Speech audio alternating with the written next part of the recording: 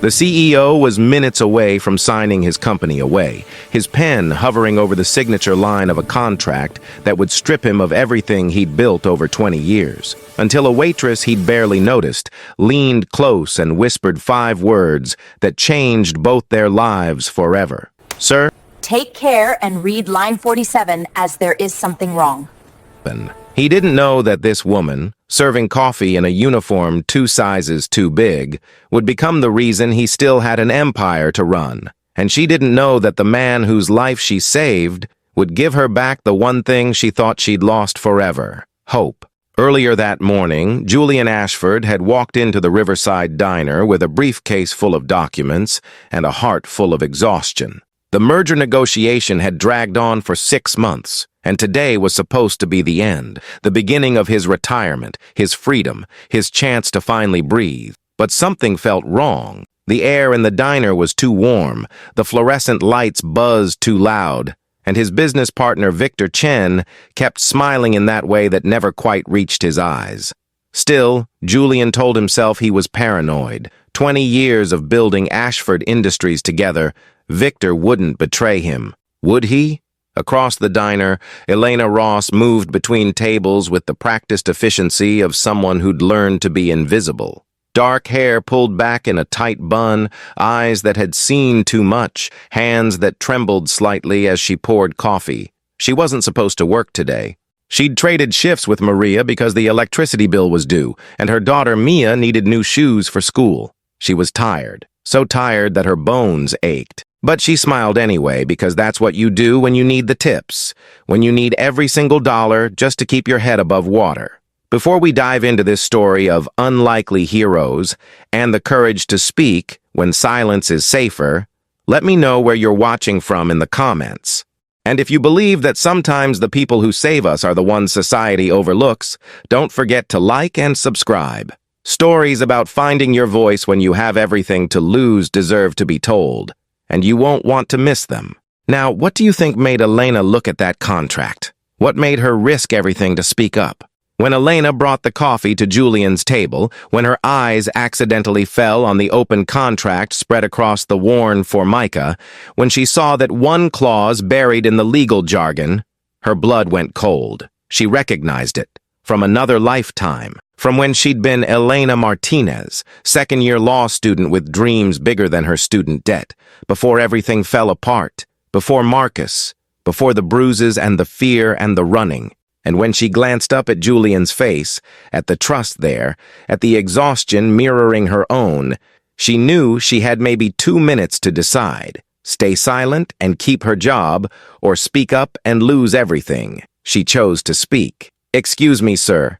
Her voice was barely a whisper, almost lost beneath the clatter of dishes and the hum of conversation around them. But Julian heard it, heard the tremor in it, the fear. He looked up from the contract, his reading glasses sliding slightly down his nose. The waitress stood beside their booth, coffee pot in one hand, the other twisted in her apron. Her name tag read, Elena, in faded letters. "Yes," he said, his tone not unkind but distracted. Victor was watching him, pen poised, waiting for Julian to sign so they could move on to the next phase, the final phase. Elena's eyes, blue, he noticed absently like a winter sky, darted between him and the document. Her lips parted, closed, parted again. "I'm sorry," she said, her voice stronger now but still quiet. "I don't mean to interrupt your business meeting." "It's fine," Julian said, though his patience was thinning. "Did you need something?" She hesitated. Behind her, the diner manager, Jerry, was watching from the register, his expression warning. "Don't bother the customers, especially not the ones in expensive suits." Elena swallowed hard. Then she leaned down, close enough that only Julian could hear, and whispered, "Sir, please read line 47, before you sign." Julian froze. Victor's smile tightened. "I'm sorry, miss, but this is a private business discussion. If you could just—" "Line 47, Elena repeated, her eyes locked on Julian's now. There was something in her gaze, urgency, desperation even. "Please." Then she straightened, turned, and walked away before anyone could respond. Her hands were shaking so badly she had to set the coffee pot down on the counter. Julian stared after her for a moment, Then slowly he looked back down at the contract. "Julian," Victor said, laughing lightly. "Come on, we've been through this document 100 times. That waitress probably didn't even graduate high school. Let's just—" "Line 47, Julian murmured, flipping through the pages. He'd read this contract dozens of times over the past 6 months. Every clause, every subsection. His lawyers had reviewed it. Victor's lawyers had reviewed it. Everything was in order. The merger would dissolve Ashford Industries into Chen Technologies, giving Julian a generous retirement package and Victor full control of the combined entity. Clean, simple, fair, except. Julian's eyes found line 47, buried in section 12, subsection D, paragraph 3. The language was dense, legal jargon that made his eyes glaze over even on the best days. In the event of temporary incapacitation, as defined by the board of directors, to be appointed solely by the remaining founding partner, all assets, intellectual property, and controlling interests shall be transferred without delay or contestation to said founding partner, with no requirement for medical documentation or third-party verification. Julian read it again, then again. His blood went cold. Temporary incapacitation, defined by Victor. No medical documentation required, just Victor's word, Victor's hand-picked board, Victor deciding what incapacitated meant. A car accident, a bad flu, a missed meeting. Anything could be classified as temporary incapacitation if the person making the definition wanted it badly enough. One clause, one line, and Julian would lose everything, not just the company, the patents, the technology, the medical devices that bore his late wife Sarah's name, everything. Victor. Julian's voice was very quiet, very calm, the kind of calm that came before a storm. "What is this?" Victor's smile didn't waver, but something flickered in his eyes. "What's what?" "Line 47, section 12. Explain it to me." "That's just standard incapacitation protocol," Victor said smoothly. "In case something happens to one of us, the company can continue operating without legal complications. It's boilerplate." "Boilerplate," Julian repeated. He removed his reading glasses slowly, folded them, set them on the table. "Boilerplate that gives you unilateral power to declare me incapacitated. Boilerplate that requires no medical proof. Boilerplate that lets you take everything I've built the moment I'm inconvenient." The diner seemed to grow quieter around them, though the noise level hadn't actually changed. Victor's jaw tightened. "You're being paranoid." "Am I?" Julian gathered the papers, tapping them against the table to align them. 20 years, Victor. We built this company from nothing, from a garage, from borrowed equipment and maxed-out credit cards. I trusted you with everything, and I've earned that trust," Victor said, his voice hardening. "I've worked just as hard as you, sacrificed just as much. More, even. You got to be the face of the company, the visionary. I was always in the background, always second." There it was, the resentment that Julian had sensed but never wanted to acknowledge, the jealousy that had been festering beneath the surface of their partnership. "So, this was your solution?" Julian said quietly. "Bury a clause that would let you steal everything the moment I signed?" "Steal?" Victor laughed, but it was bitter. "I'm taking what should have been mine all along. You think you built Ashford Industries alone? Every patent, every device, every success? I was there. But whose name is on the building? Whose face is in the magazines?" Julian stood slowly. He was taller than Victor by several inches, broader through the shoulders, and right now he was using every bit of that presence. "Get out," he said softly. "Julian, get out." The words were ice, final. Victor stared at him for a long moment. Then he snatched his briefcase, threw money on the table, too much, ostentatious, and stormed toward the exit. At the door, he turned back. "You'll regret this," he said. "You think you can run the company alone? You're nothing without me." "Maybe," Julian said, "but at least I'll still have my integrity." The door slammed shut. The diner's conversation paused, then resumed. Julian stood there breathing hard, his hands shaking with adrenaline and rage and something else. Relief. He'd almost signed. Almost. 30 seconds more, and he would have put his name on that document, would have handed over everything to a man who'd been planning to betray him. Julian turned slowly, scanning the diner. He found her at the coffee station, her back to him, shoulders hunched as if trying to make herself even smaller. He walked over. Jerry, the manager, moved to intercept, but Julian raised a hand. "I need to speak with her," he said. "Sir, I apologize if Elena bothered you." "She didn't bother me," Julian said, his voice firm. "She saved me." Elena turned at that, her eyes wide. Up close, Julian could see she was younger than he'd initially thought. Maybe early 30s. There were lines around her eyes, though, the kind that came from worry, not age. Her hands still trembled as she held the coffee pot. "I'm sorry," she said immediately. "I know I shouldn't have said anything. I know it wasn't my place. I saw the clause and I couldn't. I'm sorry." "How did you know?" Julian asked quietly. "How did you know what that clause meant?" Elena's cheeks flushed. She looked down, ashamed. "I was in law school, a long time ago. Only 2 years. But we covered contract law, predatory clauses. I recognized the structure." "You were in law school?"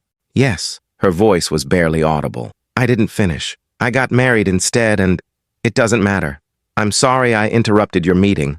Julian studied her, really looked at her. The uniform that was too big, probably borrowed or from the thrift store. The shoes that were worn through at the heels. The way she held herself, like she was used to apologizing for existing. But her eyes were sharp, intelligent, brave. "What's your name?" he asked, though he'd already seen her name tag. "Elena. Elena Ross. Elena Ross," he repeated. He extended his hand. "Julian Ashford. And I owe you more than I can possibly express. That clause, if I'd signed it, I would have lost everything. My company, my life's work, everything." She shook his hand hesitantly. Her palm was calloused, her grip uncertain. "I'm glad I could help," she said softly. Then quieter, "Even if I just got myself fired." "Fired?" Julian turned to Jerry, who was hovering nearby. "You're not going to fire her, are you?"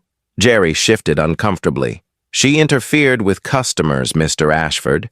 "We have policies." "Then I'm making this very easy for you," Julian said. He pulled out his wallet, extracted a business card, and pressed it into Elena's hand. "You don't work here anymore. You work for me." Elena blinked. "What? You just proved you can spot a predatory clause that 3 teams of lawyers missed or ignored. I need someone like you, someone who actually reads the fine print, someone who gives a damn about doing the right thing." He paused. "Someone I can trust." "But I'm not a lawyer. I don't have a degree. You're exactly what I need," Julian said firmly. "Come to my office Monday morning, 9 a.m. We'll discuss terms." He wrote the address on the back of another card and handed it to her. Elena stared down at the cards in her hands like they were made of gold. Her eyes were shining, wet with unshed tears. "I don't know what to say," she whispered. "Say yes," Julian said gently. "Say you'll take a chance. That's all I'm asking." Elena looked up at him, and for the first time since he'd noticed her, she smiled. It was small, tentative, but real. "Yes," she said. "Yes, I'll take the chance." Monday morning arrived with the kind of brightness that felt almost aggressive. Elena stood outside the glass tower that housed Ashford Industries, staring up at the building like it might bite her. She'd taken the bus. 2 buses, actually, because she couldn't afford the parking downtown and she definitely couldn't afford a cab. She'd worn her only professional outfit, a gray blazer she'd found at Goodwill and black pants that were a size too big. She'd borrowed shoes from her neighbor. Everything about her screamed imposter, but she was here. She thought about Mia, still asleep when Elena had left this morning. She thought about the electricity bill that was overdue. She thought about the eviction notice tucked into her purse that gave her 30 days to come up with 3 months of back rent. She thought about the choice. Walk into that building or walk away and go back to the diner where Jerry had reluctantly agreed to give her shifts if this fancy job thing doesn't work out. Elena pushed through the revolving door. The lobby was all marble and glass, the kind of space that made you feel small. A security guard looked her up and down, skeptical. "Can I help you?" "I'm here to see Julian Ashford," Elena said, trying to sound more confident than she felt. "I have a 9 o'clock appointment." The guard checked his tablet. his eyebrows rising slightly. Name? Elena Ross. He nodded, surprise flickering across his face. 15th floor. Elevators are to your right. Someone will meet you up there. The elevator ride felt eternal. Elena caught her reflection in the polished doors, dark circles under her eyes, hair that she'd tried to style but had given up halfway through, hands twisted together nervously. What was she doing here? The doors opened. A woman in her 50s with kind eyes and an elegant pantsuit stood waiting. "Elena Ross?" she asked warmly. "Yes, I'm Patricia, Mr. Ashford's executive assistant. He's been expecting you. Follow me, please." They walked through an office space that looked like something from a magazine. Floor-to-ceiling windows overlooked the city. People worked at sleek desks, their fingers flying over keyboards, their conversations conducted in hushed professional tones. Elena had never felt more out of place in her life. Patricia led her to a corner office with glass walls. Inside, Julian stood by the window, phone pressed to his ear, his free hand gesturing as he spoke. He wore a navy suit that probably cost more than Elena's entire yearly income, his hair perfectly styled, his posture commanding. He looked every inch the CEO, every inch out of her league. Then he turned, saw her through the glass, and his entire expression softened. He held up one finger, 1 minute, and concluded his call quickly. "Sorry about that," he said, opening the door and extending his hand. "Crisis in Shanghai. Come in, please." His handshake was warm, firm, reassuring. "Coffee?" he offered. "Tea? Patricia makes this incredible mint tea that I swear has magical properties." "Coffee would be great," Elena said softly. "Thank you." He nodded to Patricia, who disappeared. Then he gestured to the seating area by the window, not his desk, Elena noticed. He was trying to make this less formal, less intimidating. "How are you?" he asked, settling into the chair across from her. "Did you have any trouble finding the building?" "No, it was fine." She paused. "Mr. Ashford." "Julian," he corrected gently. "Please, Julian?" The name felt strange in her mouth, too familiar. "I want to be honest with you. I don't know if I can do this. I didn't even finish law school.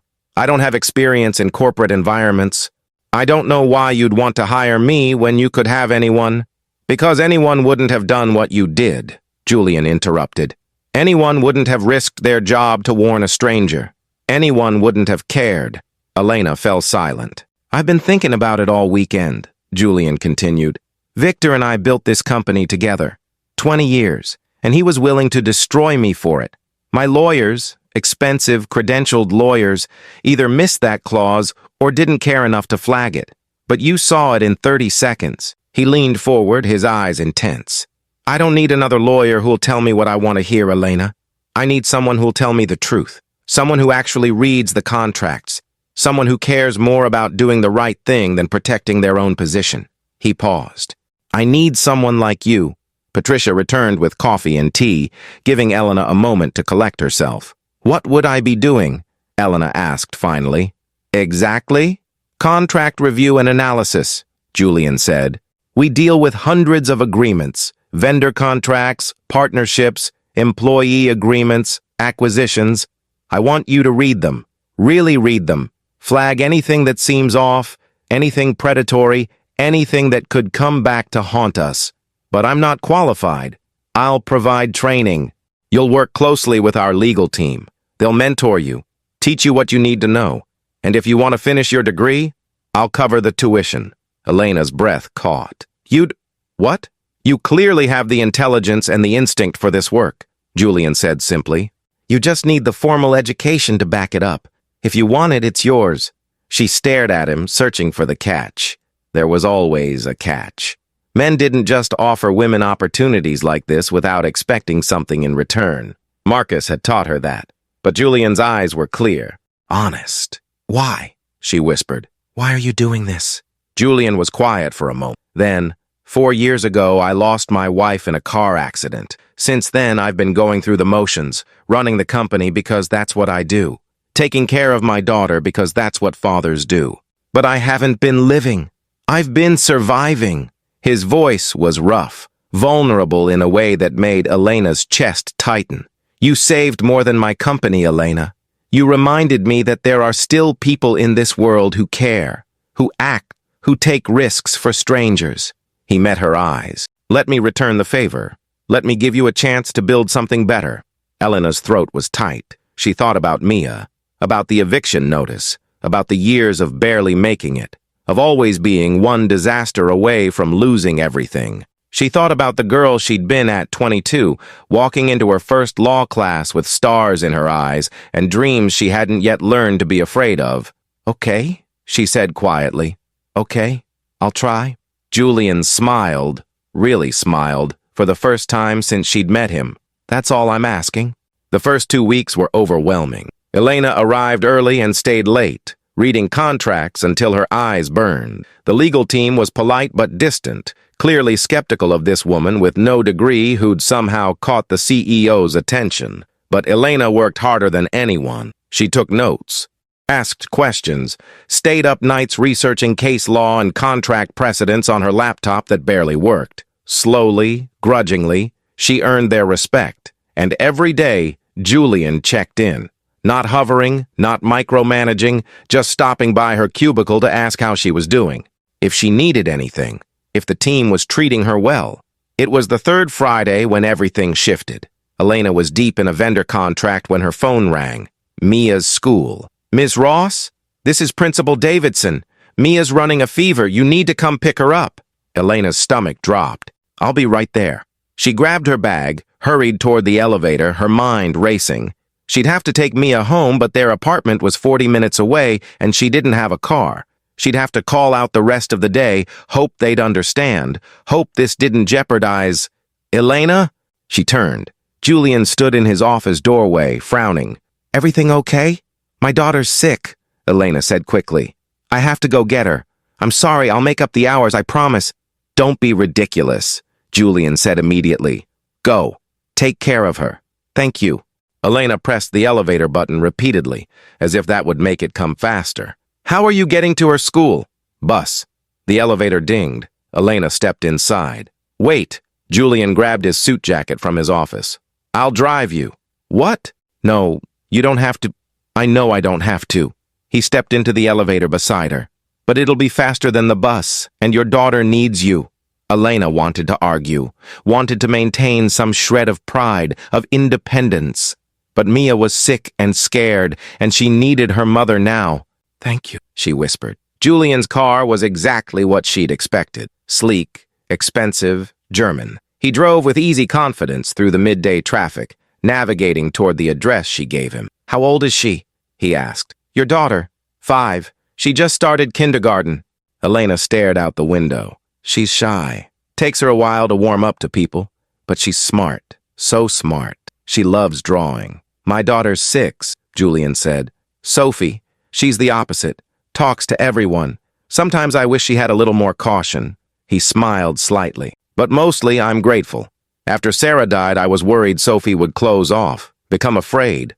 But she's resilient. They drove in comfortable silence for a while. Can I ask what happened? Elena said softly. You don't have to answer. Drunk driver, Julian said, his voice flat. Sarah was driving home from her sister's place, stopped at a red light. The guy ran the light doing 70. She died at the scene. I'm so sorry. Sophie was at home with me. We were making dinner. I remember getting the call and thinking there had been a mistake, that it couldn't be Sarah. She was too careful, too good. He gripped the steering wheel tighter. But it was her. Elena didn't know what to say. What could anyone say to that? The first year was the hardest, Julian continued. I had to keep running the company while raising a grieving 6-year-old. My mother-in-law, Margaret, helped, but she was dealing with her own grief. Some days I didn't think we'd make it. But you did. We survived, Julian corrected. That's not the same as living. They pulled up to Mia's school. Elena unbuckled quickly. I'll just be a minute. Take your time. I'll wait. Elena hurried inside, found Mia in the nurse's office looking small and miserable. Her forehead was hot to the touch. Mama, she whimpered. I'm here, baby. I'm here. Elena signed her out, carried her toward the exit. Mia was light, too light, Elena thought with a pang. They could rarely afford more than pasta and canned vegetables. Julian stood beside his car, waiting. When he saw Mia, his expression gentled. "Hey there," he said softly. "You must be Mia. I'm Julian. I work with your mom." Mia buried her face in Elena's shoulder, shy. "She's not feeling well," Elena said unnecessarily. "Thank you again for the ride. If you could just drop us at the bus stop." "I'll take you home," Julian said firmly. "Where do you live?" Elena hesitated. She didn't want him to see the apartment, didn't want him to witness how far she'd fallen, how little she had. But Mia was burning up, and Elena was exhausted, and pride was a luxury she couldn't afford. She gave him the address. The neighborhood deteriorated as they drove. Nice buildings gave way to worn ones. Manicured lawns became cracked concrete. Julian didn't comment, but Elena saw him taking it in. Her building was the worst on the block. Peeling paint, broken front lock, graffiti on the walls. "Thank you," Elena said quickly, reaching for the door handle. "Really? I appreciate—" "Does your apartment have heat?" Julian asked quietly. Elena froze. "What? It's October. It's getting cold. Does your apartment have reliable heat?" She didn't answer. "Elena, sometimes," she admitted finally. "The landlord's supposed to fix it, but he hasn't, and I can't afford to—" She stopped. "It's fine. We manage." Julian's jaw was tight. "What floor are you on?" "Third. Why?" "Let me help you get her upstairs." "You don't have to—" "Elena." His voice was gentle but firm. "Please, let me help." She was too tired to argue. Julian carried Mia, who'd fallen asleep against Elena's shoulder, while Elena unlocked the building's door, then her apartment. The space was tiny. One bedroom that Elena and Mia shared, a bathroom barely big enough to turn around in, a kitchen with a hot plate and a mini fridge. But it was clean. Obsessively clean. Elena made sure of that. Julian laid Mia on the bed gently. The little girl stirred but didn't wake. "I should get back to the office," Elena said, though the thought made her want to cry. She couldn't leave Mia alone, but she couldn't miss work either. Not when she was so new, so dispensable. "Take the day," Julian said. "Take tomorrow, too, if you need it. Your daughter needs you." "But, Elena," he turned to face her. "Your job isn't in jeopardy. You're not going to get fired for taking care of your sick child. I promise." She wanted to believe him. God, she wanted to believe him. "Okay," she whispered. "Thank you." Julian nodded. At the door, he paused. "If you need anything, medicine, food, anything, call me, please." He left his number on the counter and was gone before she could respond. Elena stood in her tiny apartment, listening to her daughter's labored breathing, and for the first time in years, she felt like maybe, just maybe, things might actually be okay. Mia recovered over the weekend. By Monday, Elena was back at work, determined to prove she deserved Julian's faith in her. But things had shifted. Julian invited her to lunch meetings, introduced her to clients as the woman who saved my company, included her in strategy sessions. Slowly, she became more than just a contract reviewer. She became part of his team. And 3 weeks after Mia got sick, Julian appeared at Elena's cubicle with an unusual request. "My nanny called in sick," he said, looking apologetic. "I have back-to-back meetings all afternoon, and Sophie's school let out early for parent-teacher conferences. I know this is unprofessional, but would you mind if I brought her here? She can sit in my office, color or something. I just don't have anyone else to call." Elena looked up from her contract. "Of course, or—" She hesitated. "I could watch her, if you want. I'm almost done with this review and my afternoon's light." Relief washed over Julian's face. "Are you sure?" "Absolutely." 20 minutes later, Julian returned with Sophie. The little girl had his dark hair and her mother's delicate features. She wore a purple dress and carried a unicorn backpack almost as big as she was. "Sophie, this is Elena," Julian said. "She's going to hang out with you this afternoon while Daddy works. Is that okay?" Sophie studied Elena with solemn brown eyes. Then cautiously, "Do you like unicorns?" Elena smiled. "I think unicorns are the best animals that never existed." Sophie's face lit up. "I think so too." Julian left them in the small conference room adjacent to his office. Sophie spread her coloring books across the table, chattering about her day, her teacher, her best friend who'd moved away. "I miss her," Sophie said softly, coloring a mermaid's tail purple. "I don't have anyone to play with now." Elena's heart clenched. "I'm sorry, sweetheart. That must be lonely." "It's okay." Sophie looked up. Daddy says sometimes people leave, but that doesn't mean they didn't love us. My mommy left, but she didn't want to. A bad man hit her car. Elena's throat tightened. I heard about that. I'm very sorry. Sophie nodded seriously. I was sad for a long time. I still get sad sometimes. But Daddy says it's okay to be sad. That sadness means we loved someone a lot. Your daddy's right. They colored in silence for a while. Then Sophie asked, Do you have kids? I do. A daughter. Her name's Mia. She's 5. 5? I'm 6, Sophie beamed. I'm older. Does she like unicorns too? She loves them. Can she come over sometime? We could play together. Elena smiled. Maybe. If your dad says it's okay. Sophie tilted her head. Do you like my daddy? The question caught Elena off guard. Yes. He's very kind. He's a good boss. He's lonely, Sophie said matter-of-factly. He thinks I don't notice, but I do. He sits in his office at night looking at pictures of Mommy. He doesn't smile much anymore. She paused. But he smiled when he talked about you. Elena's heart stuttered. Sophie, you smell nice, Sophie interrupted, leaning closer. Like lavender. My mommy used to smell like that. And then, without warning, Sophie climbed into Elena's lap, wrapped her small arms around her neck, and held on tight. Elena froze. Then, slowly, she wrapped her arms around the little girl, held her close, breathed in the scent of her strawberry shampoo.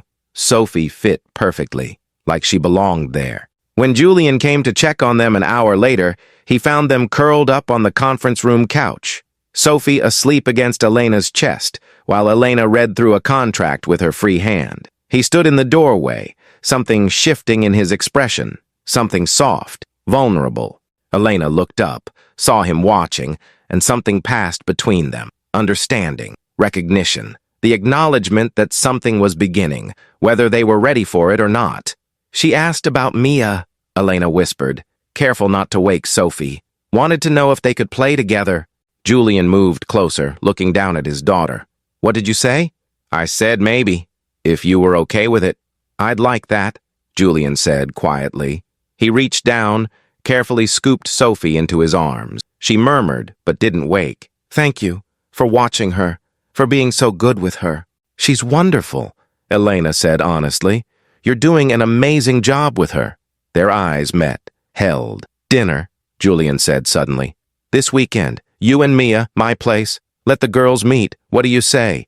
Every instinct told Elena to say no, to maintain boundaries, to protect herself and Mia from getting attached to people who would inevitably leave. But Sophie's small arms around her neck, the warmth of the little girl's trust, the look in Julian's eyes, hope and fear mixed together. Okay, Elena said softly. We'd love to. Julian smiled, really smiled, and Elena felt something crack open inside her chest, something she'd thought had died years ago. Hope. The dinner happened on a Saturday evening in late October. Julian sent a car for them. Elena had protested, but he'd insisted, and she was learning to pick her battles. Mia pressed her face against the car window the entire drive, watching the city transform from their cramped neighborhood to tree-lined streets with houses that looked like they belonged in magazines. Mama, Mia whispered, is this where Sophie lives? Yes, baby. It's like a castle. Elena's stomach twisted. It was like a castle. Julian's home was a modern Tudor in an exclusive neighborhood, all stone and glass and perfectly manicured hedges. The kind of place Elena had once dreamed of living in, back when she'd believed dreams came true. Sophie answered the door before they could knock, bouncing on her toes with excitement. You came! You really came! She grabbed Mia's hand without hesitation. I have unicorns in my room. Do you want to see? I have 17. Well, 16 plushies and one that's a pillow. Come on! Mia looked back at Elena, uncertain. Elena nodded encouragingly. Go ahead, sweetheart. I'll be right here. The girls disappeared up the stairs, their laughter echoing. Julian appeared in the foyer, wearing jeans and a soft gray sweater instead of his usual suit. He looked younger, more approachable, more dangerous to Elena's carefully guarded heart. Welcome, he said warmly. Come in, please.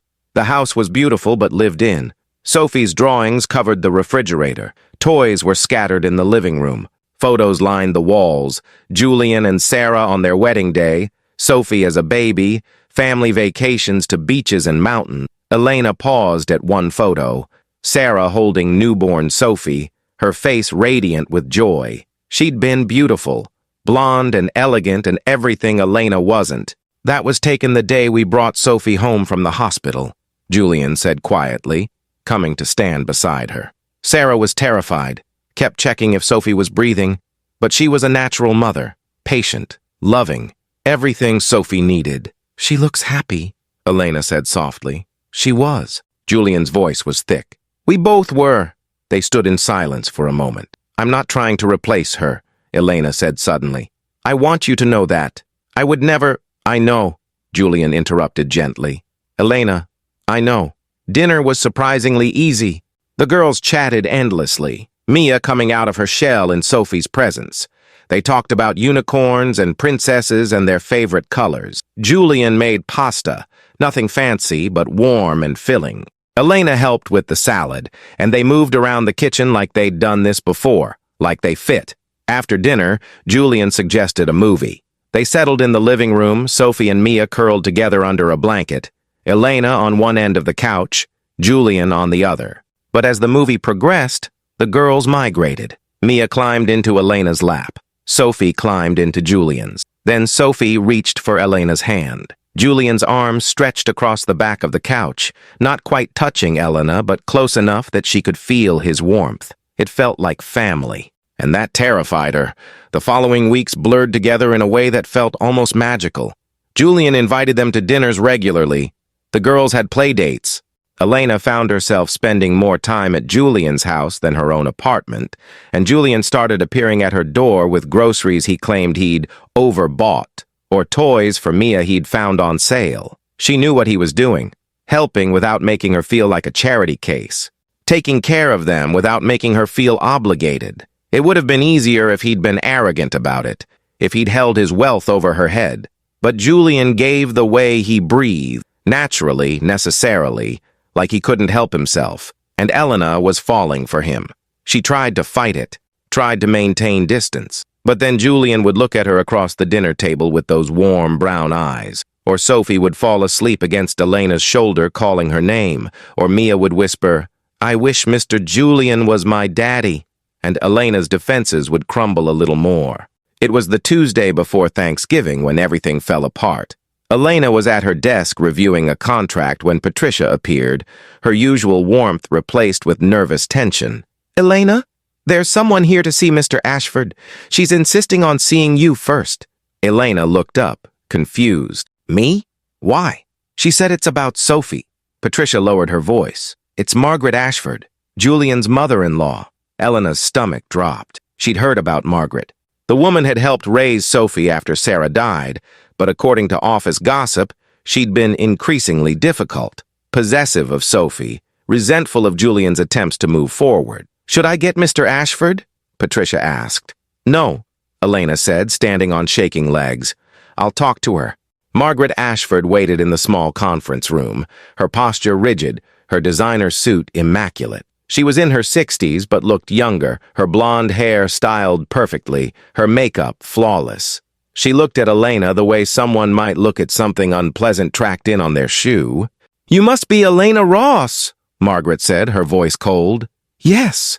How can I help you, Mrs. Ashford? You can stop playing house with my granddaughter. Elena's breath caught. I'm sorry? Don't play stupid. It doesn't suit you. Margaret stood, her heels clicking against the floor as she approached. I know what you're doing. I've seen it before. A desperate woman latching onto a wealthy man, using his child to secure your position. That's not— My daughter has been dead for 4 years, Margaret said, her voice shaking now with rage and grief. 4 years. And already Julian is replacing her. Already he's bringing strangers into my granddaughter's life. Already Sophie is calling you. She stopped, her jaw clenching. Already she's asking if you can be her new mommy. Elena felt like she'd been slapped. Sophie said that? Last weekend, when I had her for the day. She showed me drawings she'd made, of a new family. You, your daughter, Julian, her. Margaret's eyes were hard. You're a waitress, a nobody.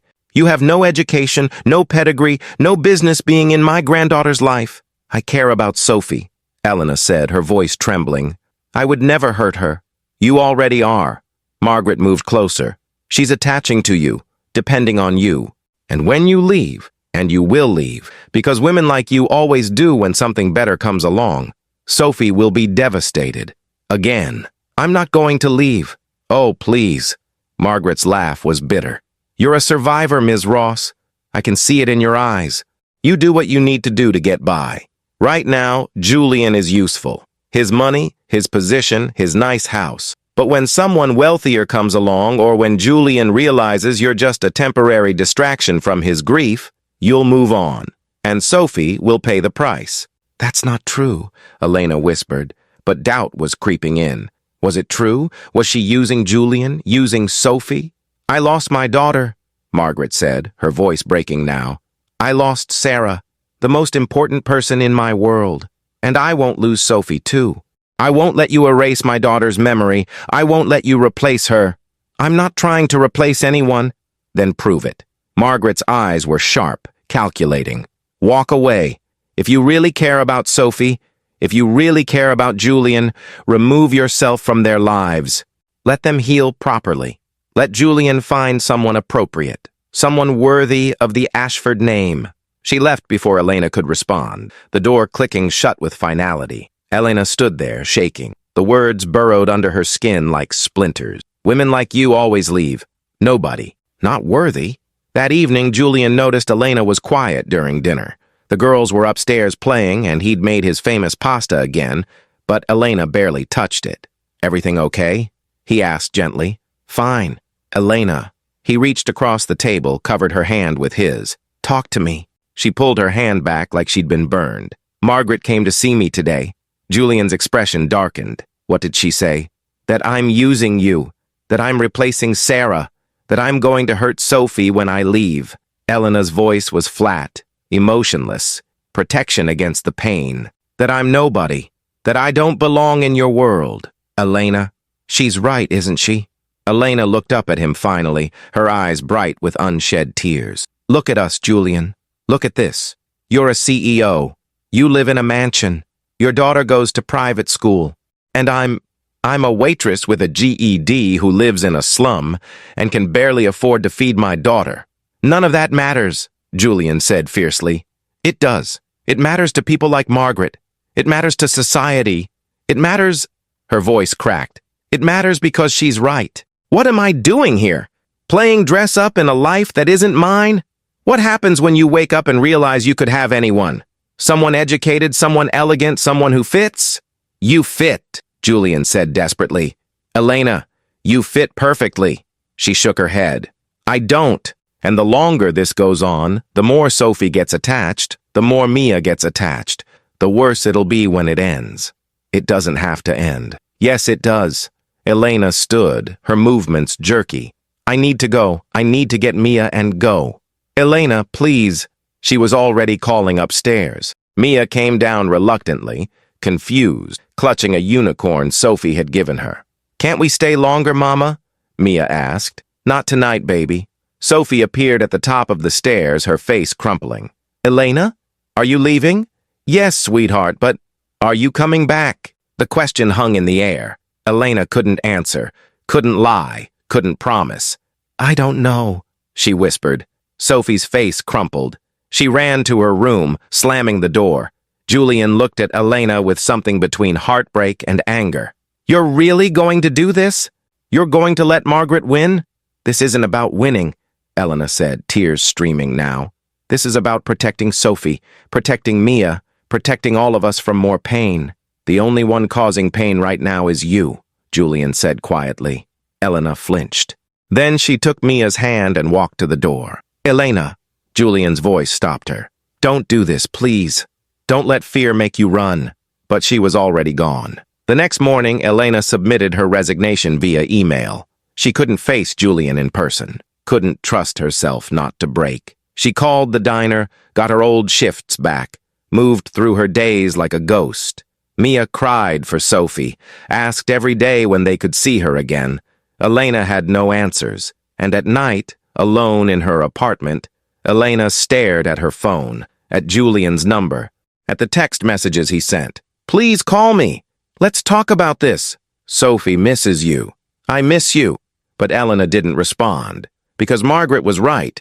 She was a survivor, and survivors knew when to cut their losses, when to retreat, when to protect themselves from inevitable pain, even if it killed them to do it. It was Thanksgiving morning when the drawing arrived. A courier delivered it to Elena's apartment. Inside the envelope was a piece of construction paper, crayon drawings covering every inch, 2 girls holding hands, their smiles wide. Above them, 2 adults, also holding hands. A house, a sun, hearts everywhere. At the bottom, in Sophie's careful printing, "My family. Please come back, Elena. We need you." And tucked behind the drawing, a note in Julian's handwriting. "I lost Sarah and I thought I'd never recover. But you made me want to try.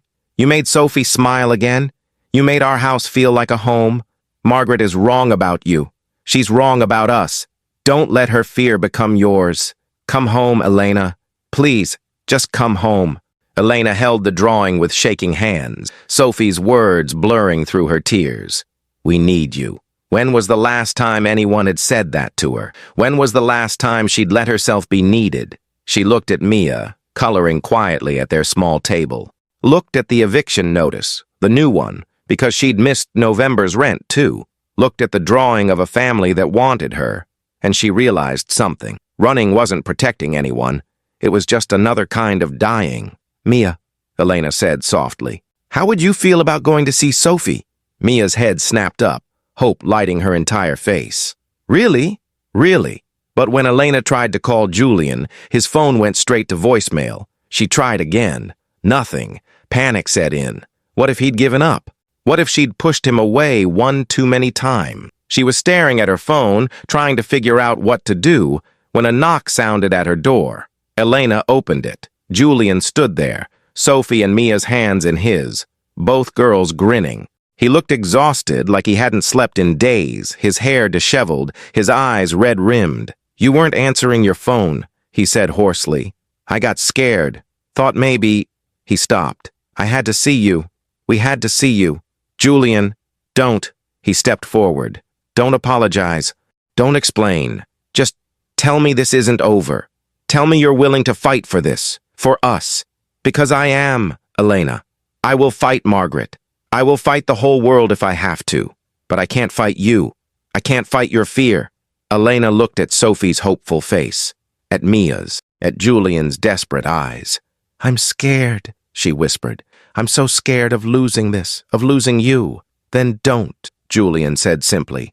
"Don't lose us. Choose us. Choose to stay." And Elena realized that was all it had ever been about. Not worthiness, not belonging, just choice. The choice to be brave, the choice to believe, the choice to let herself be loved. "Okay," she whispered. "Okay, I choose you. All of you." Sophie squealed and launched herself at Elena. Mia joined in, and Julian wrapped his arms around all of them, holding on like he'd never let go. "Get in," he said softly, nodding toward the car waiting outside. "Let me take you home." Home. The word settled in Elena's chest like a promise. "Yes," she said. "Take us home." The drive to Julian's house was quiet, but it was the good kind of quiet, the kind that felt like relief, like coming up for air after being underwater too long. Sophie and Mia held hands in the back seat, whispering and giggling. Julian kept one hand on the steering wheel, the other reaching across the console to hold Elena's. His thumb traced circles on her palm, steady and reassuring. "I talked to Margaret," he said quietly, his voice low enough that the girls couldn't hear. "After you left. I should have done it years ago." Elena looked at him. "What did you say?" "That I loved Sarah. That I'll always love Sarah. That she gave me the greatest gift of my life." He glanced in the rearview mirror at Sophie. "But that I'm still alive. That Sophie is still alive. And we deserve to be happy again." His jaw tightened. "I told her that if she couldn't accept that, if she couldn't accept you, then she was choosing to exclude herself from our lives." Not the other way around. Elena's throat constricted. "Julian," she's Sophie's grandmother, he continued. "I won't keep them apart, but I won't let her poison what we're building either. She can be part of our lives on our terms. or she can step back. But she doesn't get to dictate who I love. Who I love. The words hung in the air between them, heavy and significant. Elena's breath caught. Julian, I know it's fast, he said quickly. I know we should probably take things slower. But Elena, I lost Sarah without warning. 1 minute she was here, the next she was gone.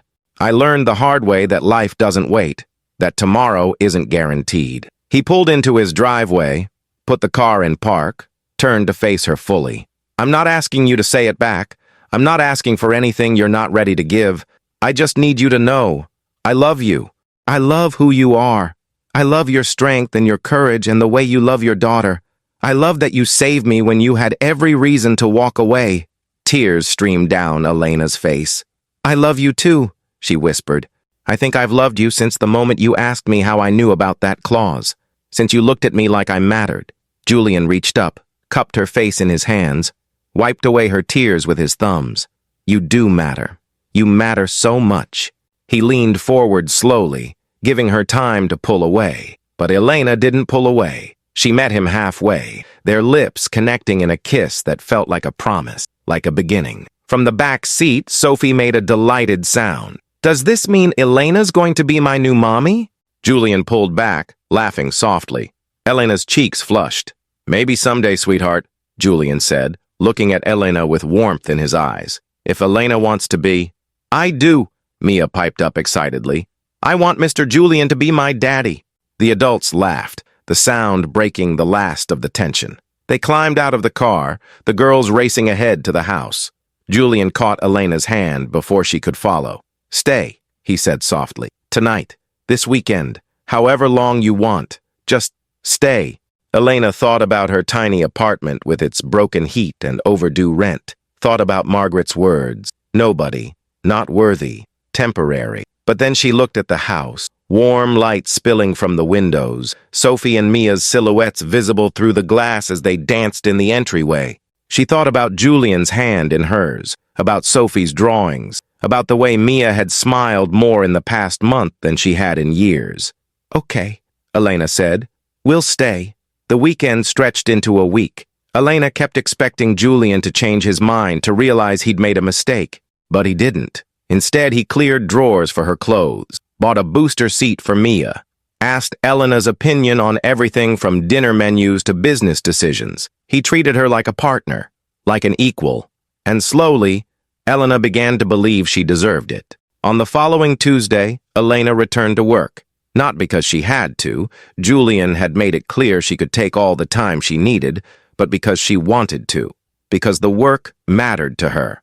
Patricia greeted her with a warm hug. The legal team welcomed her back with genuine smiles. Even the skeptical ones had come around, impressed by her instinct for problematic clauses and her relentless work ethic. But it was the envelope on her desk that made Elena's hands shake. Inside was a letter from the local university.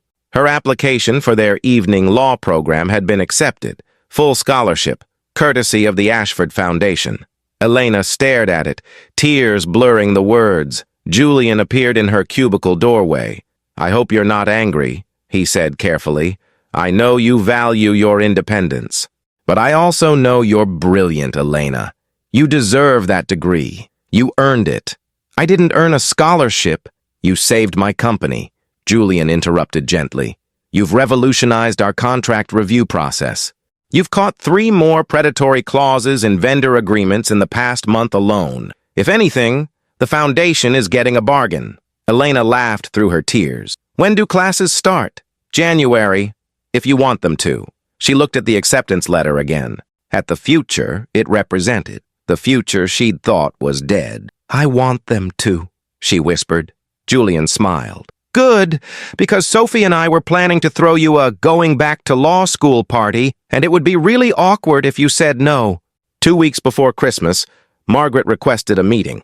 Elena's stomach twisted with dread, but Julian held her hand as they sat across from Sarah's mother in a neutral coffee shop. Margaret looked older than she had at their last encounter. Tired, her perfectly styled hair was slightly disheveled, her designer suit wrinkled. I owe you an apology, Margaret said without preamble. Her voice was rough, like the words hurt coming out. What I said to you was cruel, Unfair. Wrong. Elena remained silent, waiting. I've been angry for 4 years, Margaret continued, her hands wrapped around her untouched coffee. Angry at the drunk driver who killed Sarah. Angry at God for taking her. Angry at Julian for surviving when she didn't. Angry at myself for not being able to fix it. She looked up, her eyes wet. And when I saw you with Sophie, saw how much she loved you, I was angry at you too, because it felt like you were erasing my daughter, like Sophie was forgetting her. I would never want that, Elena said softly. I could never replace Sarah. I know. Margaret's voice broke. I know that now. My therapist has been trying to tell me for months, but I wasn't ready to hear it.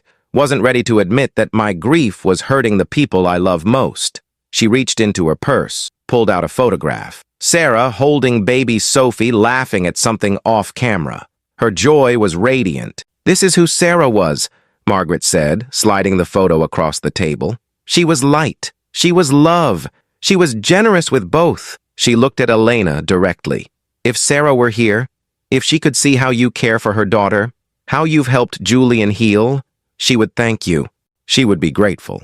Tears streamed down Margaret's face now. I've been so focused on keeping Sarah's memory alive that I forgot to honor who she actually was. Sarah would want Julian to be happy. She would want Sophie to feel loved. She would want... Her voice cracked. She would want what you're giving them. Elena reached across the table, covered Margaret's trembling hand with her own. I'm not trying to erase Sarah, Elena said gently. I want Sophie to know her mother, to remember her, to understand that the capacity to love again doesn't diminish the love that came before. I know. Margaret squeezed Elena's hand. I'm sorry I made you feel like you didn't belong, like you weren't worthy. You are. God, you are. Julian, who'd been silent throughout, spoke up. Margaret, you're Sophie's grandmother. Your family. We want you in our lives, but only if you can accept all of us, including Elena. Margaret nodded, wiping her eyes. I can. I will. I want to try. It wasn't perfect. Healing never was. But it was a beginning. Christmas came wrapped in snow and twinkling lights. Sophie and Mia decorated cookies, while Elena and Julian hung ornaments on a massive tree. Margaret came for Christmas Eve dinner, tentative but genuine, bringing gifts for everyone, including Elena and Mia. Open yours first, Elena, Sophie demanded, bouncing with excitement. Elena unwrapped the small box carefully. Inside was a delicate silver necklace with 3 charms, an E for Elena, an M for Mia, and a small heart. From all of us, Margaret said softly, because you're part of this family now.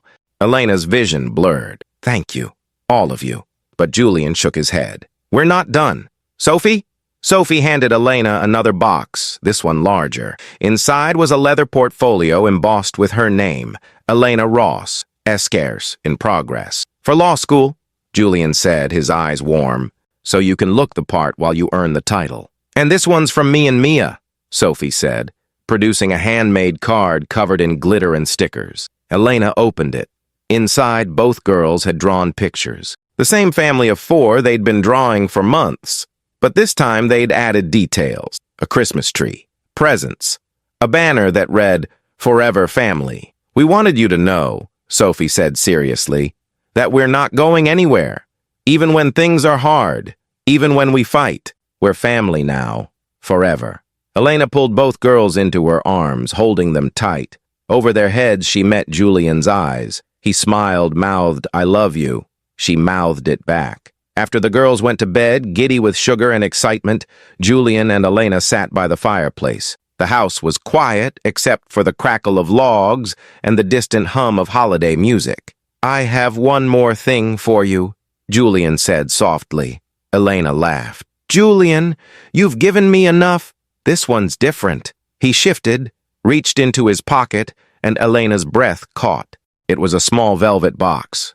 I'm not proposing, Julian said quickly, seeing her expression. Not yet.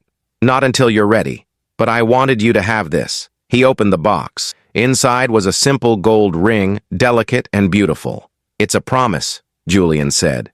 A promise that when you're ready, when we're both ready, I'll ask you properly. A promise that you have a place here, a home, a future, a family. He took the ring out, held it up. A promise that you're not temporary. You're forever. Elena's hands shook as he slipped the ring onto her right hand. Not her left, not yet, but someday. I used to think I'd lost my chance at this, Elena whispered. At love, at family, at a life that felt like mine. I thought women like me didn't get happy endings. You were wrong, Julian said, pulling her close. Women like you, strong, brave, fiercely loving women, you deserve every happiness, and I'm going to spend the rest of my life making sure you have it. They kissed by the firelight, and it tasted like promise, like hope, like home. Upstairs, in Sophie's room, two little girls slept tangled together, their drawings of forever families scattered across the floor. And in the morning, when Mia woke early and climbed into bed with Elena, when Sophie followed and they all ended up in a laughing pile of limbs and blankets, when Julian brought coffee and pancakes and declared it a pajama day, that's when Elena finally believed it. She was home. She was loved. She was enough. 6 months later, on a perfect spring morning, Julian took Elena and both girls to the park where he'd first proposed to Sarah. It was honest. It was honoring the past while embracing the future. I loved Sarah, he told Elena, Sophie and Mia playing nearby. I'll always love her. She taught me what it meant to build a family, to commit, to choose love every single day. He knelt down on one knee, pulling out a ring, different from the promise ring, this one with a small diamond that caught the sunlight. And now you've taught me that the heart's capacity is infinite. That loving again doesn't diminish what came before. That sometimes, when we think our story is over, it's really just beginning a new chapter. Elena Ross, Julian said, his voice thick with emotion, will you marry me? Will you let me spend forever showing you how extraordinary you are? Will you build this beautiful, complicated, perfect family with me? Sophie and Mia had stopped playing. They stood watching, holding hands, grinning. Say yes, Mama, Mia whispered loudly. Elena laughed through her tears. Yes, she said, pulling Julian to his feet. Yes, 1,000 times yes. He slipped the ring on her finger, the right finger this time, and kissed her while their daughters cheered. And in that moment, Elena understood something fundamental. Worthiness wasn't something you earned or proved. It was something you accepted, a gift you allowed yourself to receive. She'd spent so long thinking she didn't deserve this. But love wasn't about deserving. It was about choosing, about staying, about believing that even broken things could be made whole again. Get in, Julian said later, as they walked back to the car, each holding a daughter's hand. Let me take you home. Home, where she belonged, where she'd always belonged. Yes, Elena said, squeezing his hand. Take us home. Sometimes the people who save us are the ones we almost overlooked, the ones society tells us don't matter. The ones who serve our coffee, who clean our offices, who exist in the margins of our awareness. But Elena Ross mattered. She mattered when she risked everything to warn a stranger about a single line in a contract. She mattered when she loved Sophie like her own daughter. She mattered when she chose courage over fear, love over safety, hope over despair. And Julian Ashford mattered too, not because of his wealth or his company or his position, but because he saw Elena, really saw her, when the rest of the world looked through her. Because he chose to honor his past while embracing his future. Because he proved that second chances aren't about forgetting what we've lost, but about having the courage to love again anyway. This is a story about more than romance. It's about worthiness, about family, the one we're born into and the one we choose. About the way strangers can become everything, and how sometimes the smallest acts of kindness create the biggest transformations. Elena didn't need rescuing. She needed someone to believe she was worth fighting for. And Julian didn't need replacing. He needed permission to live again. They saved each other. And that's the most beautiful kind of love story there is. If this story touched your heart, if you believe in second chances and chosen families and the courage it takes to say yes when every instinct tells you to run, don't forget to like this video and subscribe to Soul Thread Stories. Because stories about finding home in the most unexpected places deserve to be told. Thank you for being part of our Soul Thread Stories family. Until next time, remember, you are worthy, you are enough, and your story isn't over yet.